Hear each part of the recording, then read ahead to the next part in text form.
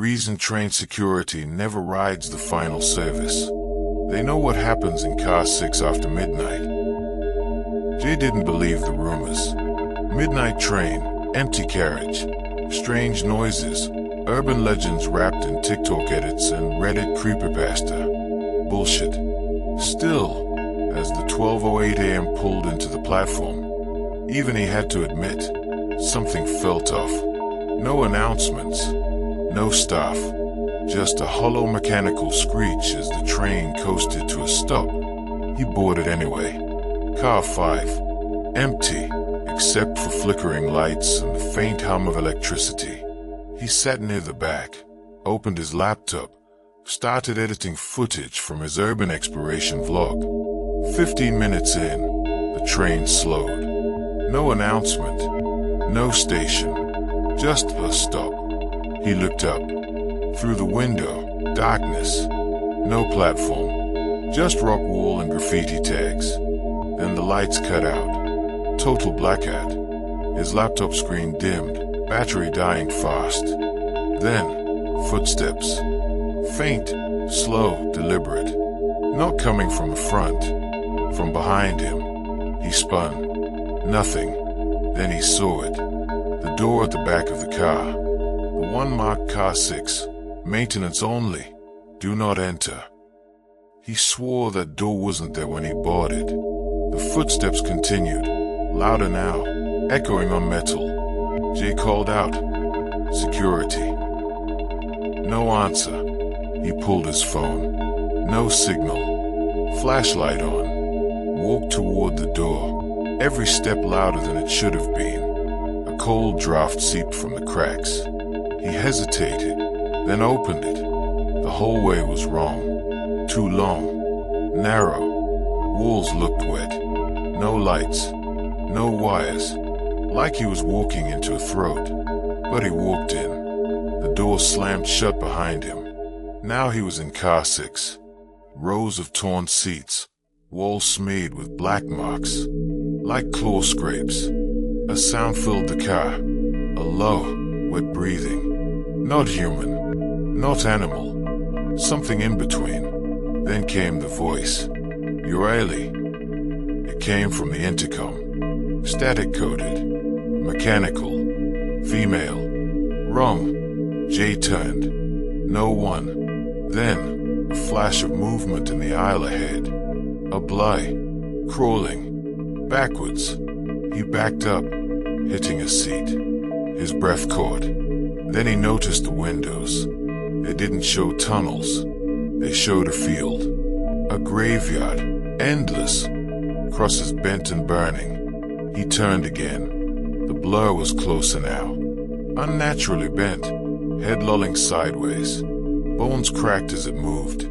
Jay bolted back to the door. Locked. The thing whispered. You walked into your own story, didn't you? It knew. It watched. He looked down. His camera was on, recording. He dropped it. Then the car lit up. Bright white light from above. All at once. Every seat was now full. People, unmoving. Faces down. Then the head snapped up. All at once. No eyes. Just stretched skin over empty sockets. In unison, they screamed. Not words. Just sound. Endless, deafening, like glass breaking inside his skull. Jay covered his ears, fell to the floor, crawled toward the back of the car. Another door. He flung it open and stepped into car 5. It was normal again. Lights on. Empty. Quiet. He looked back. No car 6. No door. Just a solid metal wall at the end.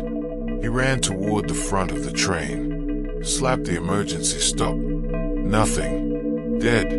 He hit the intercom. No response. Then, his own voice crackled through the speaker. I made it out, it said.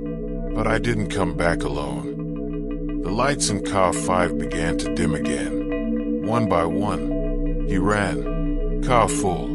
A woman reading. Normal. He sat beside her, shaking. "You okay?" she asked.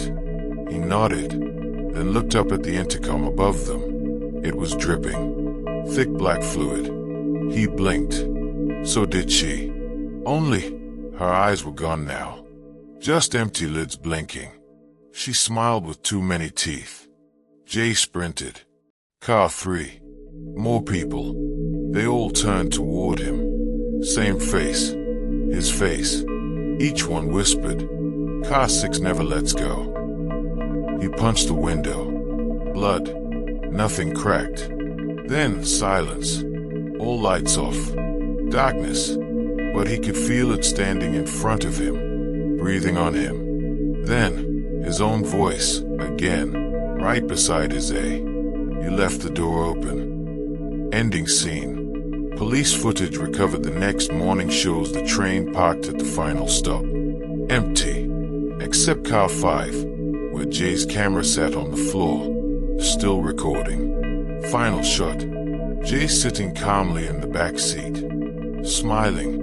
Behind him, the reflection of someone in the window, twisted, bent, waiting. Hit that like button, hit subscribe, and ring the bell icon, or the next scream you hear on the train might have your name in it.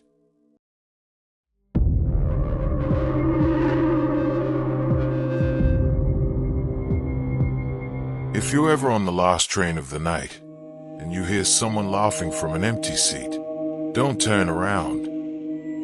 The train doors hissed closed behind Marcus as he stepped into the near-silent car.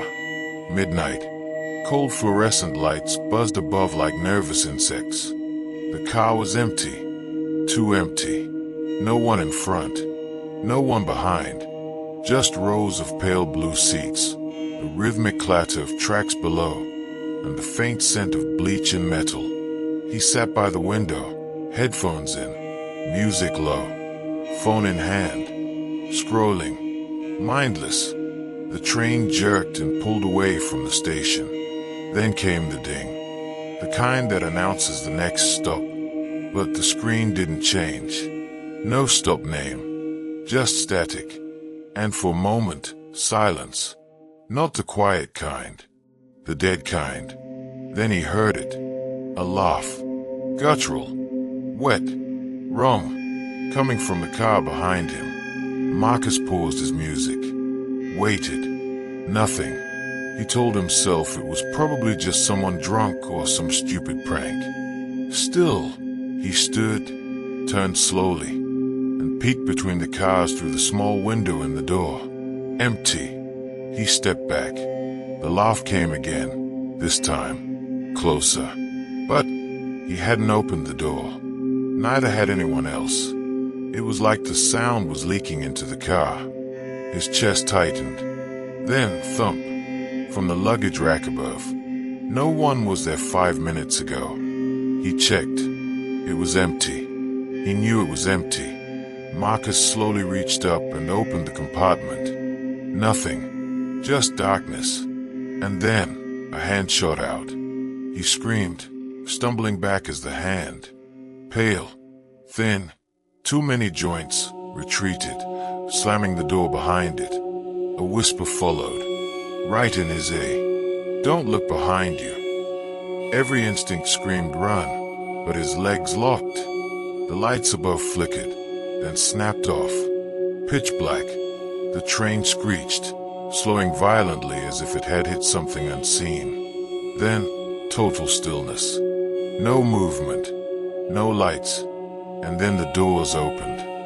Marcus sat frozen, eyes straining in the dark. The whole way between the cars yawned open like a throat.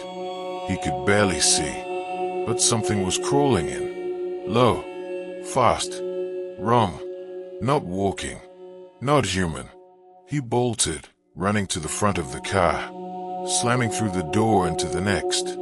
This one looked older, wood-paneled, with swinging lights and velvet seats, like something out of a 1940s film. No way. This car wasn't here before. He looked behind. No sign of the thing. No sound. But as he turned forward, there was someone sitting 3 rows ahead. Back to him. wearing a faded black suit. Still, too still. Marcus took a cautious step forward. "Hey, are you okay?" The head twisted. Too far. The neck cracked like a breaking branch. The man smiled. His eyes were black holes, bleeding into his cheeks. "You're not supposed to be here," he whispered. "But now that you are, he's coming." Marcus ran again. Next car. This one was completely destroyed. Graffiti, burned seats, windows smashed. Sparks flew from wires hanging like vines. And standing in the middle was a girl, maybe 9 years old. Dress torn, no shoes. She turned slowly. Her eyes weren't eyes, just white, glowing softly. "Did you hear him laugh?" she asked, tilting her head. Marcus couldn't speak, couldn't breathe. She smiled, mouth stretching too wide. "That means you're marked." From behind her, the thing emerged, crawling from the ceiling, its limbs twisting, twitching, bone cracking, long face, no skin, just muscle, eyes like wet marbles. It dropped, screeched. Marcus screamed, diving into the next car, back to normal. Bright lights, regular seats, and people. People. He gasped, stumbled, looked around. A woman with a baby, a man reading, an old couple asleep. No one looked at him. "Didn't you see it?" he shouted. No one moved. No one blinked. Then, the lights blinked red. Every person turned at once.